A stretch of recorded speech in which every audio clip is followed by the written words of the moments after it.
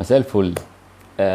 النصر والزمالك، او النصر والزمالك. هو النصر بيلعب على ارضه في السعوديه، فتعالوا نتكلم كده ايه على الماتش. في كده بعض الاصوات كده، احنا نقدر نكسب النصر واحنا قدها واحنا خلي على الله ومش عارف ايه وشويه كلام كده. ماشي يا سيدي، تعال اقول لك حاجه. الكوره هو كله على الله، بس الكوره معطيات ونتائج. انت معطياتك ايه وبتطلع نتائج عامله ازاي؟ تعال نقارن كده مقارنه سريعه بين الفرقتين. اول حاجه، النصر عنده استقرار اداري ومالي مش موجود في قاره افريقيا واسيا كلها. انت ما عندكش اصلا استقرار مالي واداري خالص خالص. تمام، دي اول حاجه. تاني حاجه، استقرار فني. انت ما عندكش استقرار فني.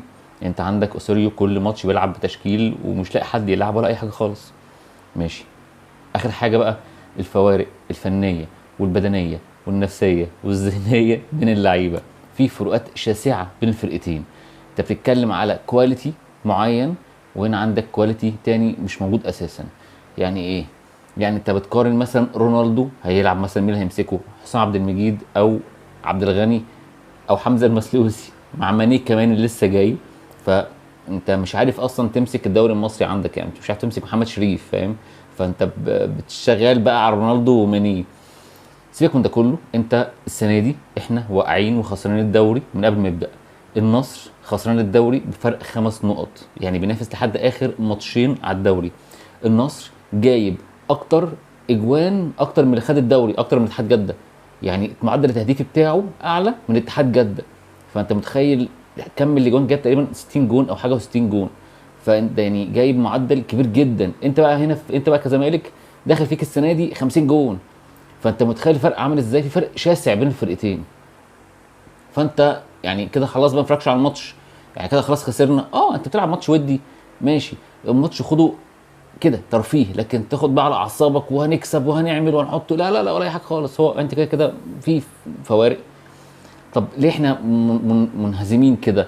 انت لو كنت جيت لي مثلا في الزمالك 2020 بن شرقي وطارق حامد ومصطفى محمد ومصطفى فتحي والهيثم وفي والكلام ده كله، كنت اقول لك نقدر نسد معاهم. لكن دلوقتي انت هتسد بمين؟ انت شغال بفتوح وزيزو وشيكابالا، شويه لما يكون الماتش مفيهوش جري كتير. لكن غير كده انت ما عندكش حد. انت عمال بتقاوح بال2 لعيبه ونص مثلا ولا حاجه، فانت بتقاوح مع الناس يعني. فانت معدل الطموح عندك اكيد بيقل مع امكانيات اللعيبه. فانت امكانيات اللعيبه الموجوده دلوقتي لا تصلح لاي حاجه. انت مفيش بطوله دخلتها كسبتها السنه دي. انت خسرت كل البطولات. فانت الماتش ناخده فن، ناخده عادي. احنا في بطوله وديه.